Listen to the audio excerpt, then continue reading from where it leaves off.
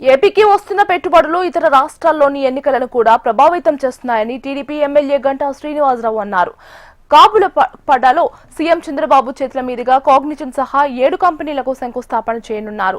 కార్యక్రమ ఏర్పాట్లను భీమిలి ఎమ్మెల్యే గంటా శ్రీనివాసరావు పరిశీలించారు. ఇతర రాష్ట్రాల్లో ఎన్నికల్ని ప్రభావితం చేసే స్థాయిలో ఏపీకి పెట్టుబడులు వస్తున్నాయని ఆయన వ్యాఖ్యానించారు. ఏదైతే మన గూగుల్ వచ్చిందో అలాంటి ప్రాధాన్యత ఉన్న ఇంకొక కాగ్నిజెంట్ కంపెనీ లక్షలాది మంది ఐటీ ఎంప్లాయీస్ తోటి ఈరోజు అతి పెద్ద ఐటీ దిగ్గజంగా ఉన్న టాప్ 10 కంపెనీస్లో కాగ్నిజెంట్ కూడా ఒకటి. మరి అటువంటి కాగ్నిజెంట్ వాళ్ళ విశాఖలో కార్యకలాపాలు చేయడం కోసం ఇక్కడ ఓన్ బిల్డింగ్ ఇప్పుడు ఏదైతే మన ఈ ఐటీ కేంద్రంగా ఉన్న ఈ ప్రాంతంలో వాళ్ళ సొంత భవనం నిర్మాణం కోసం రేపు గౌరవ ముఖ్యమంత్రి గారి చేతుల మీదుగా గ్రౌండ్ బ్రేకింగ్ సెరమనీ కూడా జరగబోతూ ఉంది.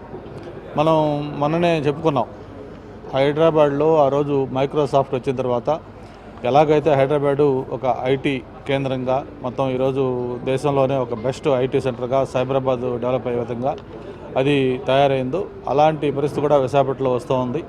మరి ముఖ్యంగా డేటా సెంటర్కి సంబంధించి విశాఖపట్నాన్ని ఒక హబ్గా తయారు చేయబోతూ ఉన్నారు. ఇప్పటికే గూగుల్ డేటా సెంటర్ కావచ్చు, మెటా కావచ్చు, రిలయన్స్ కావచ్చు, సిఫీ కావచ్చు, టీసీఎస్ కావచ్చు, దాదాపు ఒక 6 గిగావాట్ డేటా సెంటర్స్ ఇక్కడ రాబోతూ ఉన్నాయి.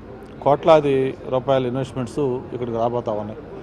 గూగుల్ కూడా వచ్చే మార్చిలో దానికి కూడా ఈ శంకుస్థాపన కార్యక్రమం ఉండబోతూ ఉంది. మరి ఈరోజు విశాఖపట్నం అనేది ఒక సిటీ ఆఫ్ డెస్టినీగా, ఒక ఫైనాన్షియల్ క్యాపిటల్గా ఏ విధంగా డెవలప్ అవుతూ ఉందో చూస్తూ ఉన్నాం. మొన్ననే మనం పార్ట్నర్షిప్ సమ్మిట్ కూడా పెట్టుకుంటే 2 రోజుల్లో దాదాపు 14 లక్షల కోట్ల రూపాయల ఇన్వెస్ట్మెంట్స్. ఇవన్నీ కూడా ఏంటంటే ఆంధ్రప్రదేశ్లో ఒక గ్రోత్ అనేది ఎంత సర్వేయంగా జరుగుతుందనే దానికి ఒక చిన్న ఉదాహరణ.